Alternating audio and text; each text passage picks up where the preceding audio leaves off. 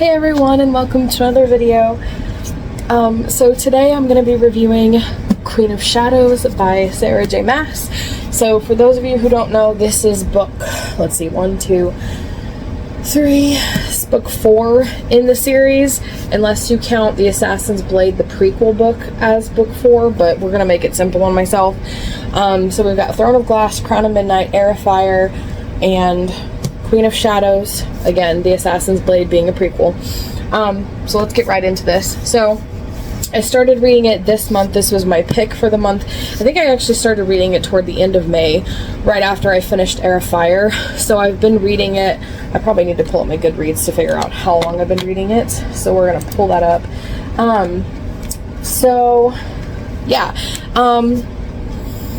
Basically everything that people have been saying about the Throne of Glass series is true, in the sense that Throne of Glass is very, very, very slow and hard to get through. Crown of Midnight starts off slow and ends with this really intense kind of action-packed ending that kind of sets the stage of like, okay, you kind of understand the tone of the series, of what the rest of the series is going to be. Heir of Fire really is the first one that starts the epic fantasy vibe and plotline, and this is basically it. Like, this is kind of what you're getting toward. Like, I don't have English, apparently. What I'm trying to say very badly is that Queen of Shadows, this book, is kind of like the whole reason why you want to push through Throne of Glass and Crown of Midnight is to get to Heir of Fire, which starts setting up a lot of the things that happen in Queen of Shadows. For me, I would compare the feeling of Queen of Shadows very similarly to, not exactly, but kind of like Iron Flame, like not quite like Iron Flame. Like Iron Flame for me by Rebecca Yarros was a 5-star read for me because the beginning and the ending, the middle was very slow, and I felt like Iron Flame had a lot of slow parts because we went back to the college and I was expecting a war. That's probably a bad comparison because there is no college or really slow parts. There was a little tiny portion somewhere in the middle that did get a little slow, but it wasn't slow. Like, I honestly feel like starting my whole review over again because I'm not explaining this very well at all. What I'm trying to say is there's a lot to this book. And I loved every bit of it. I feel like things are changing. I feel like this book both sets the stage for the plotline and the series as a whole, while also changing things for the story and the series moving forward, if that makes any sense. So basically it's a really pivotal book. It's very pivotal for all of the characters. So it's a multicast book, and I feel like Sara J. Maas is like a master at each character has an arc, each character has a place that they start at and a place that they end at that's different, and also kind of carries through not just the book but like the rest of the series, so you kind of want to see these characters grow. We're introduced to a lot of new POV characters. We're introduced to a lot of new, each POV character having some side characters with them. Selena is now Aelin. So I guess spoiler alerts for the Throne of Glass series, because this is book, let's see, 4, as we've established. So basically I feel like this is the moment when she finally comes into her true self as Aelin, and it's really nice to get to see that. I feel like there are definitely parts of this book where we get to see her as Selena again, and I also feel like this story brings a lot of like Assassin's Blade, like her backstory as Selena Sardothian. It brings that into play and kind of does a lot for, what am I trying to say? It does a lot for like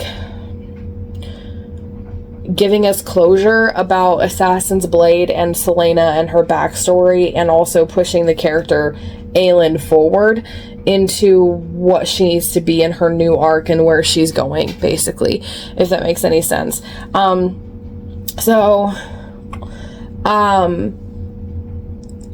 I feel like her and Kale have an interesting dynamic in this book, and it was really sad because the ending of Heir of Fire left a lot of everybody like really traumatized, and I feel like the things that have happened, like Aelin and Kale are kind of like, what's the word? They grieve about what's happening in different ways, if that makes sense. And that causes them to clash a lot, and so they end up fighting a lot. And I found myself throughout a lot of the points of this book when they were fighting and not taking one side or the other, because I could completely understand both sides. And that's kind of one thing that Sara J. Maas does really well, is I could understand 100% why Aelin feels the way that she does and why she's angry and upset at Kale, and then I could completely understand why Kale is upset at Aelin and why he feels the way that he does. And so the result of that is when you're reading their arguments, it kind of is just like really sad and really heartbreaking, because you see the pain of both of these characters. So another character that had a pivotal arc in this book is Dorian. So I haven't liked Dorian in Throne of Glass or Crown of Midnight. I feel like he was this pampered prince, and I'm just like, I'm more of a Rowan kind of girl or an Eowyn kind of girl, where you have a big epic warrior who knows how to fight and has been fighting for centuries. I feel like what happened at the end of Heir of Fire really started Dorian, his arc, and him coming into himself. And in this book, Dorian is very different, and Dorian it's the beginning of his story, and it's so sad and it's so tragic and it's all the feels all the time.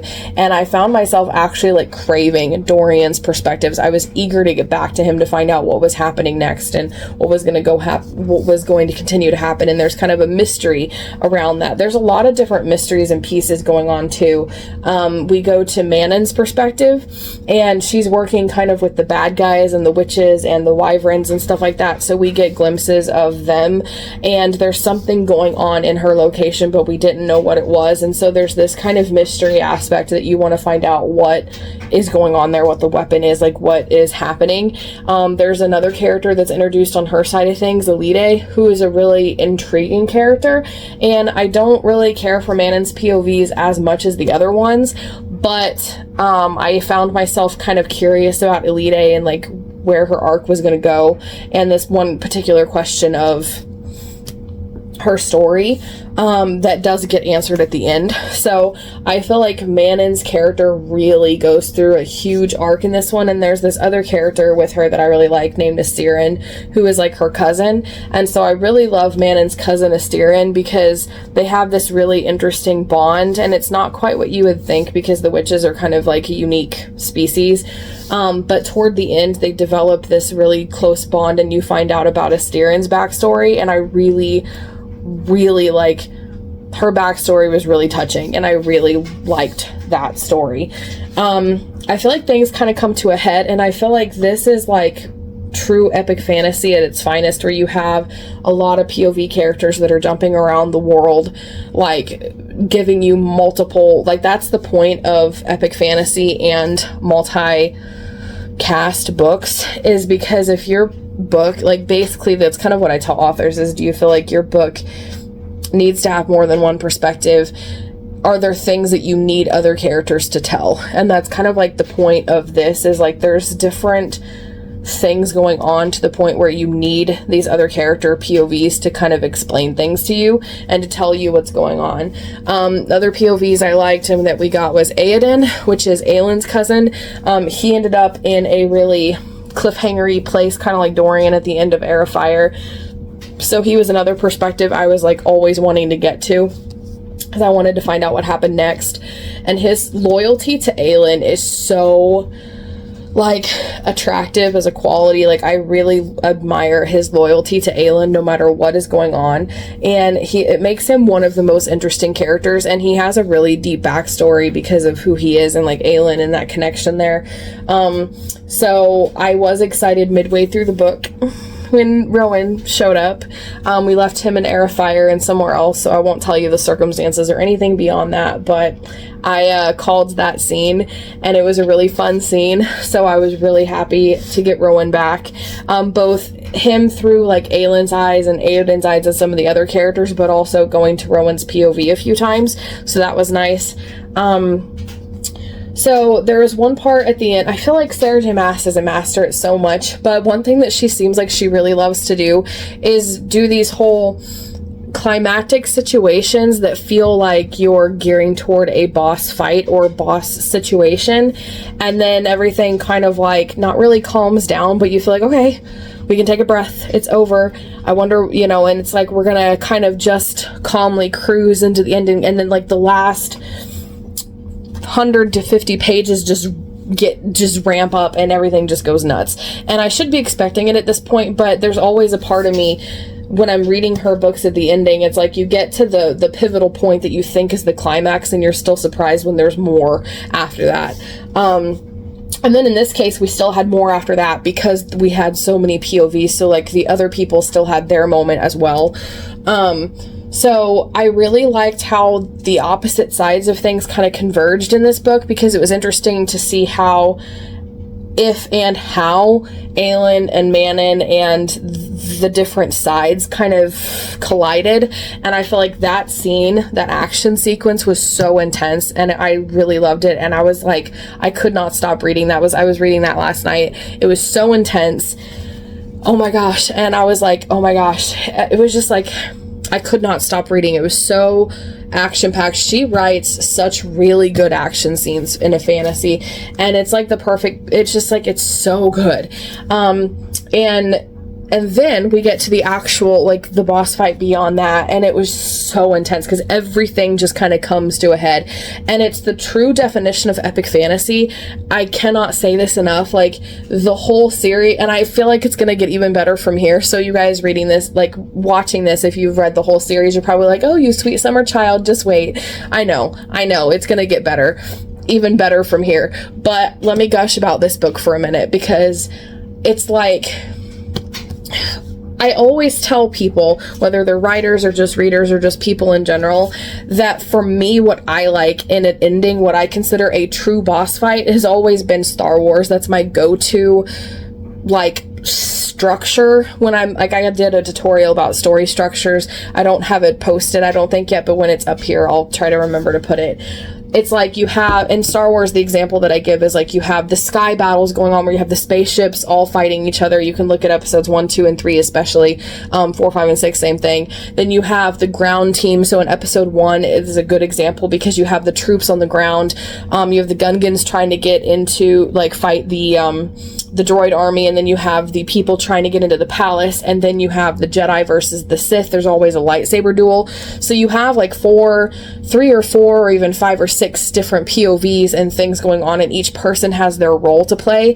That is my thing. That is what I always gear toward to write in my epic fantasy. That's what I'm always trying to go for, especially with multi-POV books and especially with epic fantasy. And that's basically what happens here, is like every character has their role to play. Every character has something important. Every character has a part to play. And every character has something major going on. Some of them are in one area and they all have kind of like different things going on that they're kind of working together.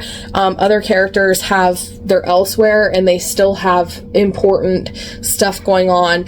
And then there's some hints at, like, this character, giving some hints to another character that needs to get a message to one of the other characters. So things are starting to kind of touch and intertwine and things like that, and it's so intense. Like the palace scene, that's all I say. The palace scene, the boss fight of this book was the most intense action epic fight thing that has yet to happen. And Era Fire's boss fight was like really good, but this was even better because that one was kind of like still kind of centered around Selena and Rowan. I feel like we did get other POVs in that book, but this one was like everybody was involved. We had Aelin, we had Rowan, we had Aoden, we had Kale, we had Dorian. On the other side of things, we had Manon and Elide and all of those characters. I'm probably forgetting a POV, but it was just so epic, and everybody had such an important part to play. Dorian. He is one of my favorite characters, and I'm interested to see where his character goes from here, because I kind of, like, I don't want him to revert back to who he was before, but because of what he's been through in this book, I don't think he will, and I kind of want to see, I hope that what he goes through in this book, what everybody has gone through in this book, I don't want to see that just kind of brushed over. I really want to see the stuff that they've gone through actually kind of carrying over, and it not just being like, well, everything's fine, and just kind of brush it under the rug. I really want to see them kind of deal with some of the things that they've gone through. I feel like Chaol's character has ended in an interesting point, and I know that his isn't going to. The next two books are going to be interesting, because Empire of Storms and Tower of Dawn are meant to either be read Empire of Storms and then Tower of Dawn, or an in tandem read where you read them both at the same time. I think I'm going to do them one at a time and start with Empire of Storms, but essentially it's like half of the POVs are in Empire of Storms, and while that's going on at the same time, half of the POVs are in Tower of Dawn, and that is Chaol's story, and I've heard that it's slower, and because of where he ends up in Queen of Shadows, I know where that's going. Fun fact, I also accidentally saw some art on Instagram. There was no... People with art tend to not leave spoiler warnings, and I didn't know it was Chaol at the time, and then I looked down and saw the caption and noticed that it was Chaol and another character that I won't name, and it completely spoiled what was going to happen to him, because it's like the picture was kind of obvious in what was happening, so I knew at some point he was going to end up like that in the picture, and I just didn't know how it was going to happen. Now I do, and so I had a feeling hearing that Tower of Dawn is Chaol's book. Some people don't like it, some people feel like it's slower. I now understand where it's going, especially because I'm a writer, so I kind of understand, okay, that's kind of the gist of what I think is going to happen with Chaol. I'm actually interested in that. Like, I actually do want to see what's going to happen with his character next.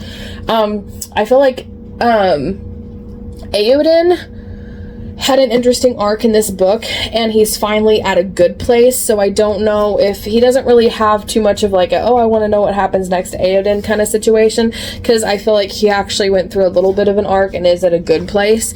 I feel like Rowan and Aelyn's got her own whole big arc that's like the whole point of the series, right, with her being queen and everything, so I'm interested to see what's going to happen next. I feel like everything's okay, and that obviously isn't the case because we have 3 more books, and it starts to get to where I've heard people mention that, oh, that feels so overwhelmingly impossibly stacked against the good guys. But for now, I feel like they can win, and I feel like things are going to be okay, because I guess the thing is, this book ended more happy, whereas Heir of Fire ended on a cliffhanger, and I immediately wanted to start reading Queen of Shadows, whereas this one kind of wrapped up and tied up loose ends, so it feels like kind of like a nice little conclusion, if you will. So there's not really anything direct that's like immediately yanking me into Empire of Storms, even though I am going to read it next, and I do want to read it, don't get me wrong. I'm just saying it doesn't end in a cliffhanger. It feels like it's kind of wrapped up nicely. There is still plot threads that you can see that are going to come into play, so I just don't know how or anything. So overall, like, her writing is so good. The multiple POVs, the epic fantasy, the story world, the world building, the plot building, the characters, like, everything in this is so good. This book still technically doesn't get spicy. It does have hints at spice more than the rest of the books, but the rest of the books have been really clean. So I feel like the book after this is probably going to have some light spice in it. So we'll see. So I like in the romances. I'm hoping that there's going to be, I feel like there's a few characters I'm kind of hoping will end up being couples with each other. We'll see what happens. I will say my really only complaint that I had was, other than that slow bit, which for me, it's not the book that was slow. It's just I had a lot of real life stuff going on this last month, has been, especially the last like couple weeks. I'm just now getting back to normal. So there was a portion when I was reading that part of the book that I was not reading as much because I had a lot of other stuff going on, and that probably contributed to the fact that I wasn't as interested in the story at the time. But then it's like when things got back to normal, the day before yesterday, I started reading again, and I've read like hundreds and hundreds of pages the last couple of days, and I managed to finish it. When I remember we did our podcast check-in, was it Thursday? Yeah, we did it. So it's Sunday. So we did our podcast check-in on Thursday, and I remember joking like, hey, I wonder if I could, I was like, well, never mind. I don't want to say that I hope I can finish it by the next time we do a check-in in a week. But I kind of was like, because there's no way I'm getting this done in a week. And that was Thursday. So it's now Sunday. I finished it less than a week. So yeah, that tells you how, like, that night I started reading and it got good again. And again, it probably was my mindset just because that was the first normal night where I was actually looking forward to and excited about reading in general. So yeah, that's all of that. I need to, okay, so I started this on May 30th, and I've been reading it ever since. So I have been reading it every day, at least a couple. Sometimes it was like barely a page. There's one time I went to bed, realized I forgot to read. I literally got out of bed and what I sleep in bed, and I ran in here and I opened the book and I read a page just so I could keep up my reading streak. So yeah, overall, my rating of this is definitely 5 stars. I feel like there's just so much going on that it's like there's no way it wouldn't be 5 stars. It's really, really exciting and really intense, and like the last several hundred pages are the most intense. And like I said, it didn't end in as big of a cliffhanger as Air of Fire, but I still feel like there's enough questions and there's enough interesting points about the characters and what like they've been through and how they're going to get to that point. And I did appreciate that they tied up loose ends from the Assassin's Blade. My only complaints, I would say, was when they tied up loose ends from the Assassin's Blade, I was very, very mad because it seemed like the closure was given to another character and it should have been Aelin. And this character, I'll just say it, I'm not going to spoil things, but I feel like Lysandra, I like her character, but I feel like I'm starting to hate her character just because it seems like there's so many points in this book where it should be a different character getting this spotlight, and Lysandra is just like the one that's always given that part, and I don't like that because she overshadows other characters that should be there instead. I don't know if that's making any sense. Like I said, Assassin's Blade tie up loose ends, that was supposed to be Aelin and it was Lysandra, and they did have at the end an explanation of the plan all being Aelin, so it kind of made up for it because she's a strategic genius, but I was still mad that the actual thing was happened because of Lysandra. So spoiler alerts. Really quickly, I'll just go through it.